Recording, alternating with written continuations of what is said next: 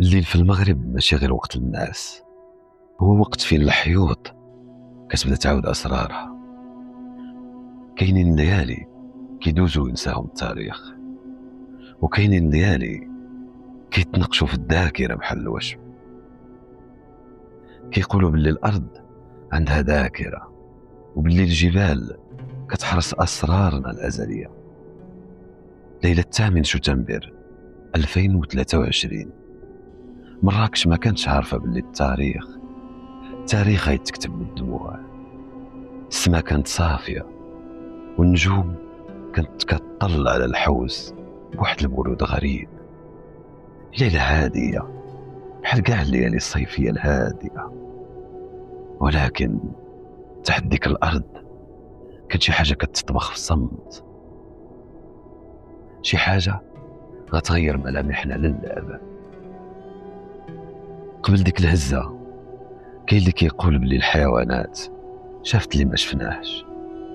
الكلاب في ديك الليلة كانت كتعوي وتنبح بواحد الصوت كيشبه الأنين العميق.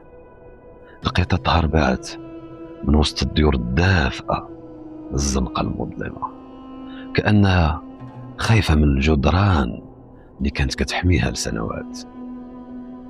الناس كانت غارقة في عوالمها الصغيرة، اللي كان كيسد حانوته في الأزقة الضيقة لجمال فنا، واللي كان كيقاد فراشو متمني نوم حنين، واللي كان كيشرب آخر كأس داتها ديالو مع عائلته مجموعين.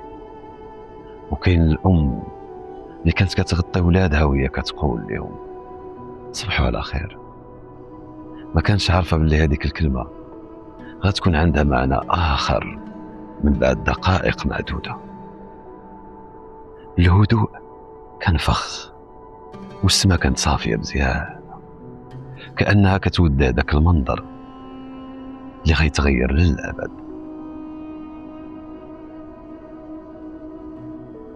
11 والربع ديال الليل فجأة زلزلات الأرض. ماشي هزة عادية، كانت هزة كتقلع الجبال من بلاصتها. صوت الرعد كان خارج من وسط الحجر ومن أعماق الأرض في ثواني معدودة. الديور اللي تبنات في سنوات طويلة رجعت تراب وغبرة.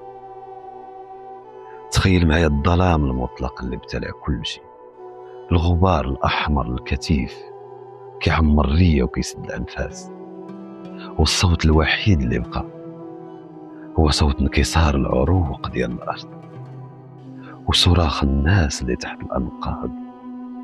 الجبل اللي كان رمز الشموخ والأمان ولا هو الخطر بعينيه.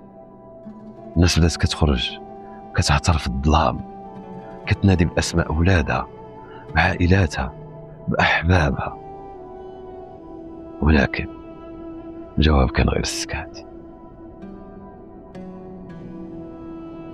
والسكات مور هزة أرضية هو أرعب حاجة تقدر تسمعها في حياتك.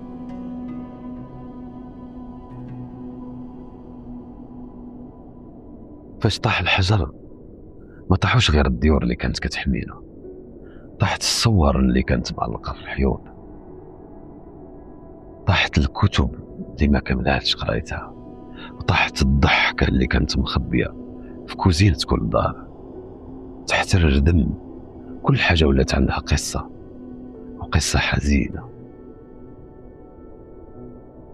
كاين صباط ديال دري صغير كان غيمشي به للمدرسة غدا الصباح، كاين مصحف قديم كتقراه جدك كل صباح ومساء. تما كتعرف بلي الإنسان ضعيف، وبلي الدنيا فانية وفي لحظة، ولكن تما فين كيبان جوهر التمغربية الحقيقية. تما فين كيبان باللي الروح ديالنا أقوى من أي زلزال.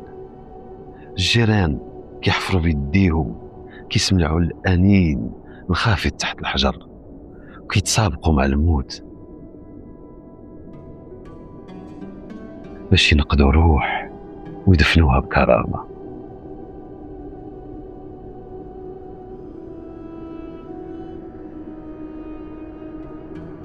مع أول خيط ديال الشمس بان حجم الكارثة الحقيقي، ولكن بان معها شي حاجة أخرى.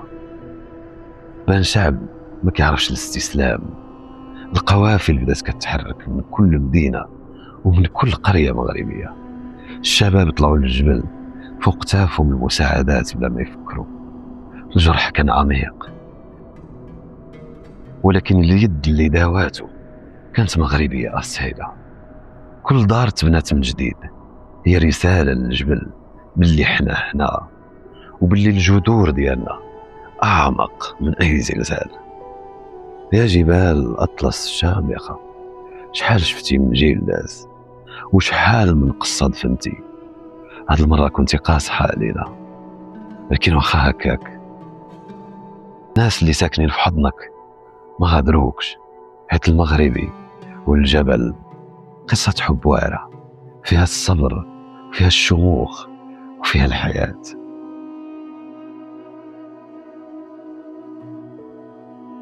ليلة 8 سبتمبر وراتنا باللي حنا خوت في السراء والضراء.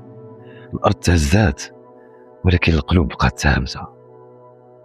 قولوا لي في التعليق كيف كانت ديك 11 وربع ليلة الزلزال عندكم، وشنو هي الحاجة اللي تبدلت فيك من بعد ديك الليلة.